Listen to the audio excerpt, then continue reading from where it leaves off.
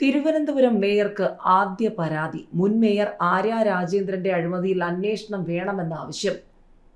മുൻ മേയറെ പോലെ അഹങ്കാരവും ധാർഷ്ട്യവും ഉണ്ടാവില്ലെന്ന് ആശാനാഥ്. അതിനിടെ തിരുവനന്തപുരം മേയർ തെരഞ്ഞെടുപ്പ് CPM കോടതിയിലേക്ക്. മുൻ മേയർ ആര്യ രാജേന്ദ്രൻ നടത്തിയ അഴിമതികളെക്കുറിച്ച് അന്വേഷണം ആവശ്യപ്പെട്ട് VV രാജേഷിന് പരാതി. കോർപ്പറേഷൻ മേയറായി ചുമതലയേറ്റതിന് പിന്നാലെ VV രാജേഷിന് ലഭിച്ച ആദ്യ പരാതിയാണിത്. മുൻ കോൺഗ്രസ് കൗൺസിലർ ശ്രീകുമാറാണ് പരാതി കൈമാറിയത്. ആര്യ രാജേന്ദ്രന്റെ കാലത്തെ അഴിമതികളെക്കുറിച്ച് സമഗ്ര അന്വേഷണം ആവശ്യപ്പെട്ടിരിക്കുകയാണ്. ഇക്കാലത്ത് നഗരസഭയിൽ നടന്ന വിവിധ താൽക്കാലിക നിയമനങ്ങളിൽ സ്വജനപക്ഷപാതം നടന്നുവെന്നും പരാതിയിൽ ചൂണ്ടിക്കാട്ടുന്നു. SST ഫണ്ട് തട്ടിപ്പ്, നിയമനങ്ങൾക്ക് പാർട്ടി സെക്രട്ടേറിയറ്റിൽ നിന്നും ലിസ്റ്റ് ആവശ്യപ്പെട്ട് പിൻവാതിൽ നിയമനം നടത്തിയതിലും, കെട്ടിട നികുതി തട്ടിപ്പ്, വാഹന ഇൻഷുറൻസ് മെയിൻ്റനൻസ് തട്ടിപ്പ് തുടങ്ങിയവയിൽ സമഗ്ര അന്വേഷണം വേണമെന്നുമാണ് ശ്രീകുമാർ പരാതിയിൽ ആവശ്യപ്പെട്ടത്. തിരുവനന്തപുരം ഡെപ്യൂട്ടി മേയർ സ്ഥാനാർത്ഥിയാക്കാനുള്ള പാർട്ടിയുടെ തീരുമാനം തീർത്തും അപ്രതീക്ഷിതമെന്ന് ആശാനാഥ്. മുൻ മേയറെ പോലെ അഹങ്കാരവും ധാർഷ്ട്യവും ഉണ്ടാവില്ലെന്നും ആശാനാഥ് പറഞ്ഞു. കൗൺസിലർമാരുടെ യോഗത്തിൽ വച്ചാണ് വിവരം അറിഞ്ഞത്. വളരെ ഭാരിച്ച ഉത്തരവാദിത്വമാണ് പാർട്ടി ഏൽപ്പിച്ചിരിക്കുന്നത്. ജനങ്ങളിൽ ഒരാളായി നിന്ന് വികസന പ്രവർത്തനങ്ങൾ ഏറ്റെടുത്ത് മുന്നോട്ട് പോകുമെന്നും ആശാനാഥ് പറഞ്ഞു. 2017 അമ്മാവന്റെ അപ്രതീക്ഷിത വിയോഗമാണ് ഡിഗ്രിക്കാരിയായ ആശയെ തിരുവനന്തപുരം നഗരസഭയിലെ പാപ്പനംകോട് വാർഡിന്റെ കൗൺസിലറാക്കിയത്. എന്നാൽ 8 വർഷത്തിനിപ്പുറം അതേ നഗരസഭയിലെ ഉപാധ്യക്ഷ എന്ന ചരിത്ര നേട്ടത്തിനരികെയാണ് ആശാനാഥ്. 2015 തദ്ദേശ തെരഞ്ഞെടുപ്പിൽ പാപ്പനംകോട് മണ്ഡലത്തിൽ വിജയിച്ച BJP നേതാവ് കരിമം ചന്ദ്രൻ ഷോക്കേറ്റ് മരിച്ചതിനെ തുടർന്ന് 2017 നടന്ന ഉപതെരഞ്ഞെടുപ്പിലാണ് BJP ആശാനാഥിനെ കളത്തിലിറക്കിയത്. ഉപതെരഞ്ഞെടുപ്പിൽ വിജയിച്ച ആശയെ 2020 മണ്ഡലം ചേർത്ത് നിർത്തി.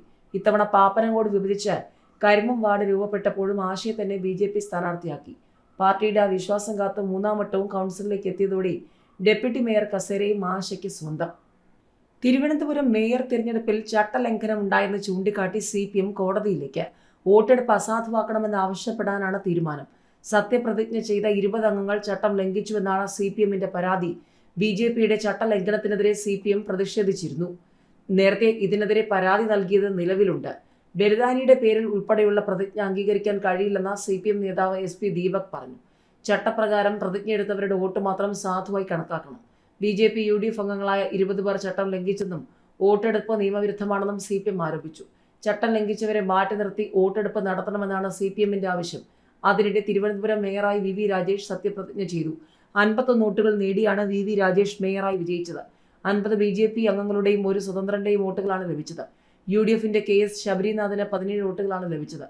LDFന്റെ മേയർ സ്ഥാനാർത്ഥി RP ശിവജിക്ക് 29 വോട്ടുകളാണ് ലഭിച്ചത്. തിരുവനന്തപുരം തിലകമണിഞ്ഞെന്ന കേന്ദ്ര സഹമന്ത്രി സുരേഷ് ഗോപി പ്രതികരിച്ചു. MR ഗോപനാണ് VV രാജേഷിന്റെ പേര് നിർദ്ദേശിച്ചത്. വിജയ് ഗിരികുമാർ പിന്താങ്ങി. കോൺഗ്രസിന്റെ 2 വോട്ട് അസാധുവാണ്. 97 സാധു വോട്ട്. ഒപ്പിട്ടതിലെ പിഴവ് മൂലമാണ് വോട്ട് അസാധുവായത്. KR ക്ലീറ്റസ്, ലതിക എന്നിവരുടെ വോട്ടാണ് അസാധുവായത്. ക്ലീറ്റസ് കൗൺസിലിലെ മുതിർന്ന അംഗമാണ്. അതേസമയം തിരുവനന്തപുരം മേയർ സ്ഥാനം അവസാന നിമിഷം കൈവിട്ടു പോയതിൽ മുൻ DGP R ശ്രീലേഖ കടുത്ത അതൃപ്തിയിലാണെന്നുള്ള ചർച്ചകളുമുണ്ട്. അണിനിരപ്പിക്കാൻ കേന്ദ്ര നേതാക്കൾ ശ്രമം നടത്തുന്നതായാണ് വിവരങ്ങൾ. ശ്രീലേഖയെ തെരഞ്ഞെടുപ്പിന്റെ ആദ്യഘട്ടം മുതൽ തന്നെ മേയർ സ്ഥാനത്തേക്ക് പരിഗണിക്കുമെന്ന് പ്രചരിച്ചിരുന്നു. എന്നാൽ അവസാന നിമിഷം VV രാജേഷിനെ മേയറാക്കാനുള്ള തീരുമാനം BJP എടുക്കുകയായിരുന്നു. തന്റെ അതൃപ്തി അവർ പാർട്ടിയെ നേരിട്ട് അറിയിച്ചതായാണ് സൂചന.